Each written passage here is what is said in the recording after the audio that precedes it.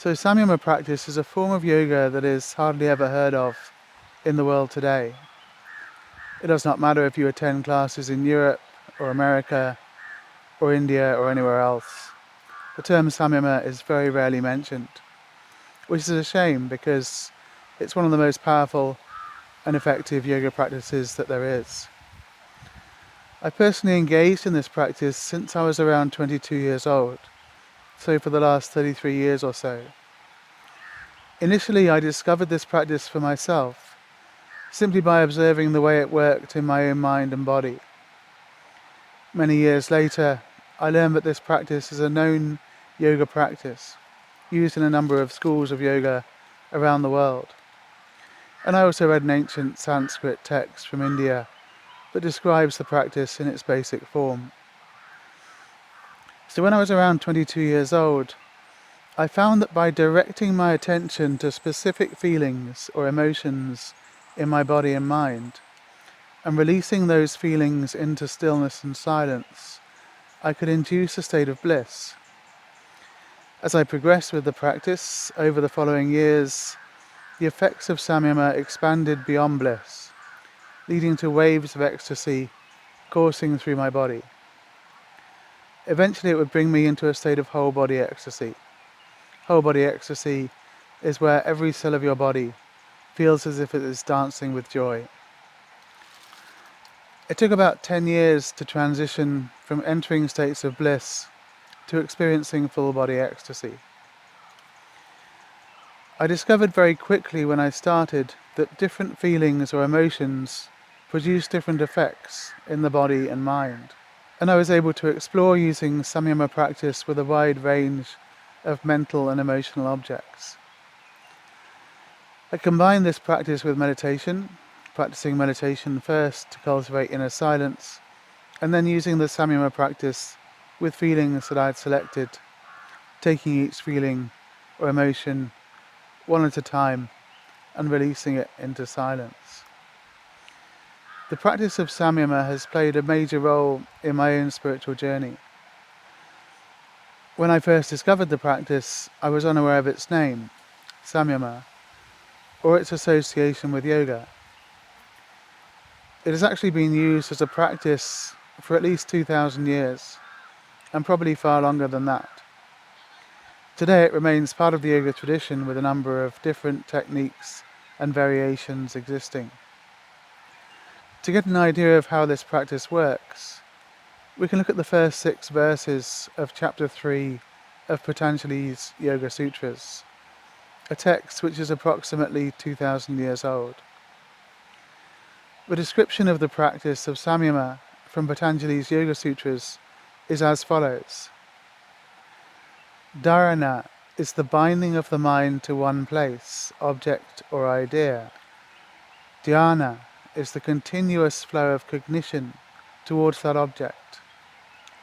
Samadhi is the same meditation where the essence of the object alone shines forth, devoid of form.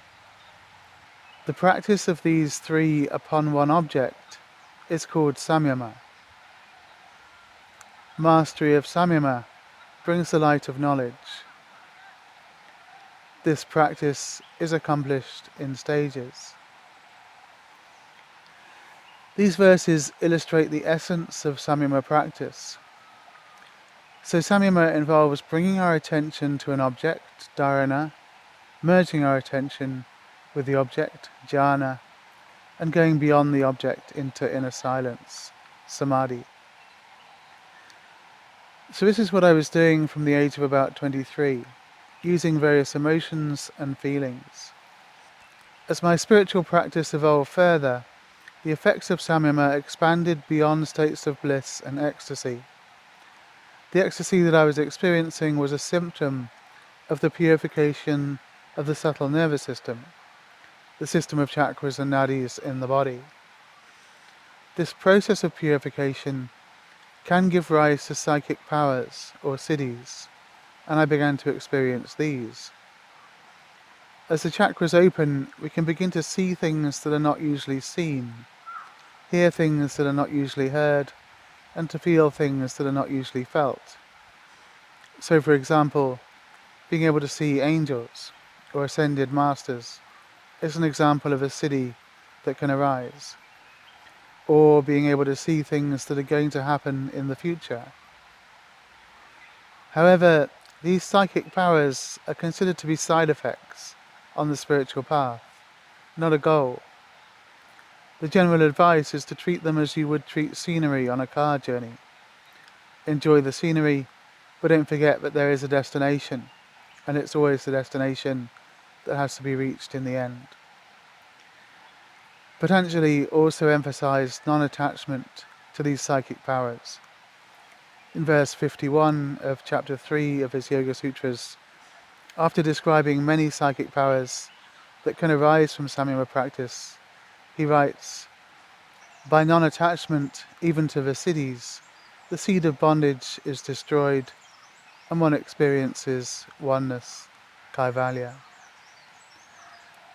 The word kaivalya comes from the word kevala, meaning just one. So unity or oneness is the true goal of Samyama practice, which is also the goal of yoga practice in general.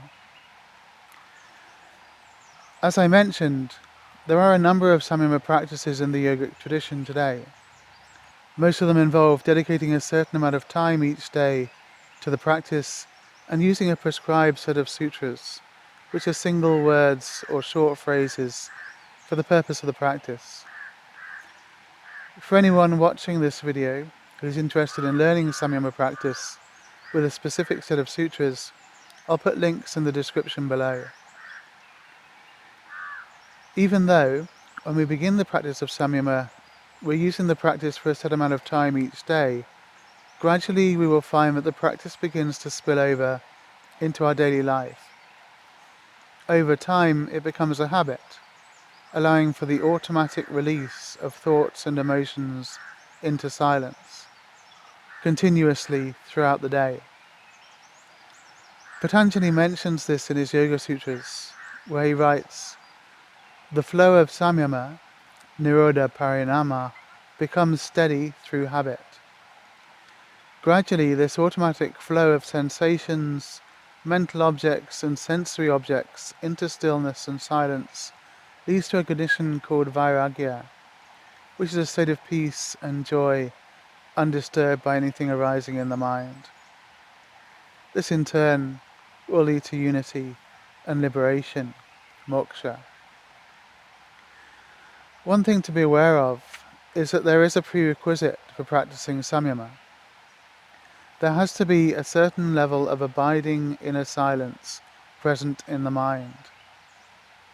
This means that we need to have the ability to observe thoughts and feelings without getting caught up in them. We need to be able to allow things to rise and pass away in the mind without any attachment or clinging, and without trying to push them away. The stronger this inner silence is, the more effective the practice becomes. The practice also becomes stronger as Kundalini awakens. The heightened flows of prana in the body that result from a Kundalini awakening then become amplified by Samyama practice. So we can begin the practice of Samyama once abiding inner silence is present, and it will evolve and deepen over time as the purification process develops.